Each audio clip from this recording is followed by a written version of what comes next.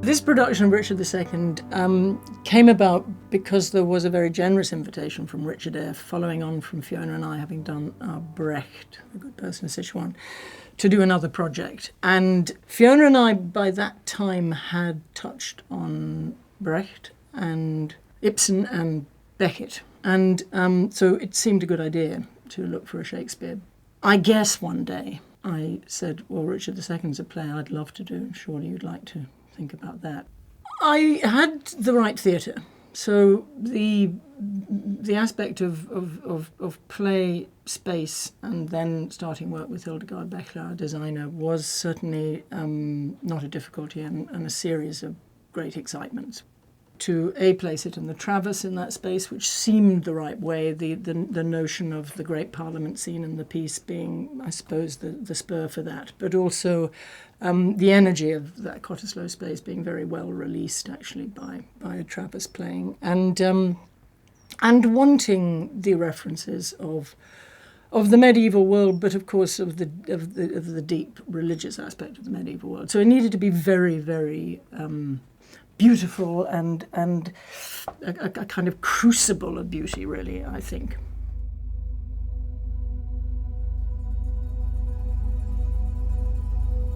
Richard's identity as not a man, but as a king, and not just a king, a divine king, and very, very close to God, is one aspect of what it deals with.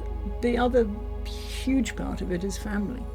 And the connection of these two cousins, Richard and Bolingbroke, born probably no more than a year apart, brought up in the same nursery, brought up in exactly the same way, so close that they were more than brothers, but almost lovers.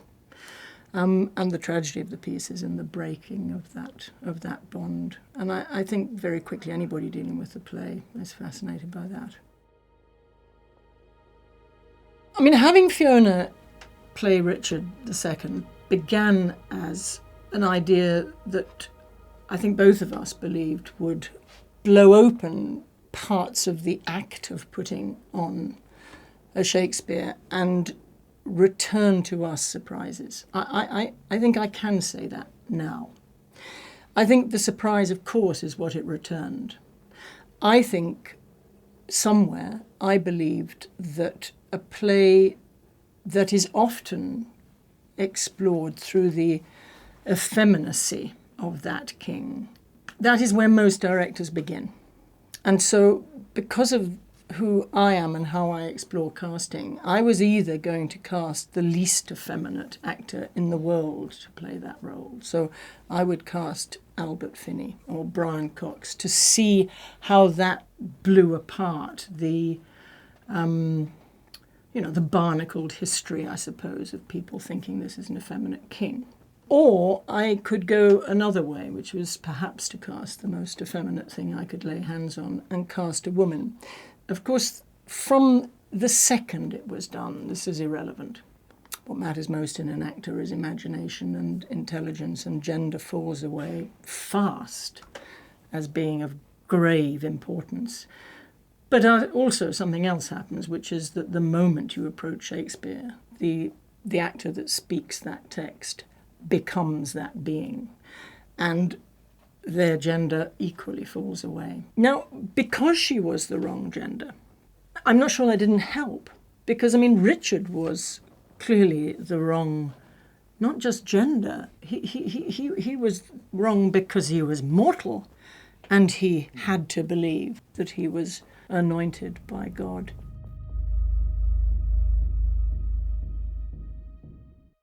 The stage version at the National was received incredibly enthusiastically by the audience. The critical response at the National was an absolute split vote, and the enthusiastic vote was unbelievably enthusiastic, and the negative vote was unbelievably negative. It was split right down the middle, which, as we all know, and as I knew then and I know now, meant something had happened.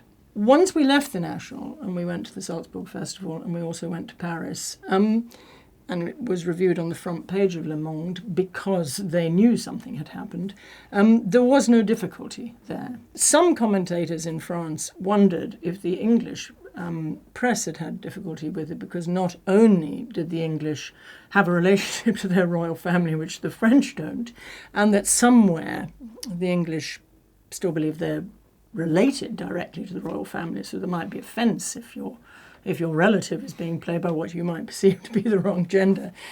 But also it was being played by an Irish person. And, I wonder if there was a fascinating little, bizarre, may I say it, pot of trouble there for some people. I mean, it didn't exist in France. If you've had the luxury, I would call it, in the theatre of having played something 100 times or 150 times, and if as your interest may be as mine is in developing that work nightly, you do by 100 and somewhere between 100 and 150 have an incredibly rich, deeply mature, but in no way tired commodity that somewhere you think, this should be recorded, this should be held. I certainly did not want to take it in front of a multi-camera conventional setup where we would not be allowed to have the time and focus to frame. So the idea came that we would find the budget to make it with one camera, to shoot over 2 weeks in a studio. So there was a real remake of this, a real re-examination. It was very important that we kept the strong pictorial and visual qualities very high, and we could never have done that if we'd just grabbed it on the run. The key difference and the key challenge is that it could no longer be the 3 hours that it was playing at in the theatre, and it was a pacey production, but it was the full text and it took 3 hours. So, of course, we had to look for cuts. And I think the key cut is the acceleration of towards the end of the piece. I mean, I know that, and if I had my time again, I think I probably would spend a little bit more time exiting the play. But the rewards are great. It comes to a new audience, and that's worth everything.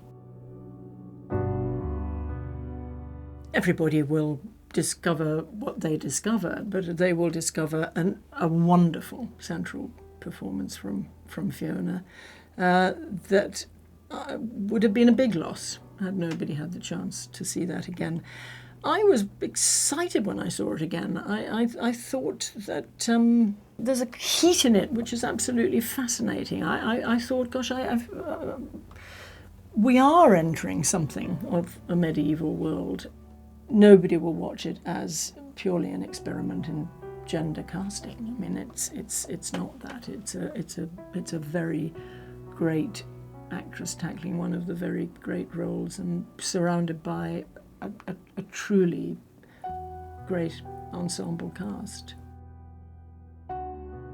I think a lot has happened in the last 10 years. Not a lot in the last 20. I mean, it's happened recently, and what Phyllida Lloyd has been doing is enormous, because it is enabling a generation of actresses under 30 to think that they have a right to dream about playing those parts. So I would speak more politically about this now than I wasn't speaking politically about it then. I was interested in theatre experiment. I thought we were involved in a theatre experiment. I wasn't thinking of it politically or sexually politically, not at all. I wasn't fascinated by that, but that's because I was very, very involved in theatre research. That was my interest.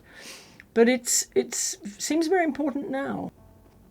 And for that reason, I'm very pleased that they're going to be out there, because people must feel that these parts are theirs if they wish to find them.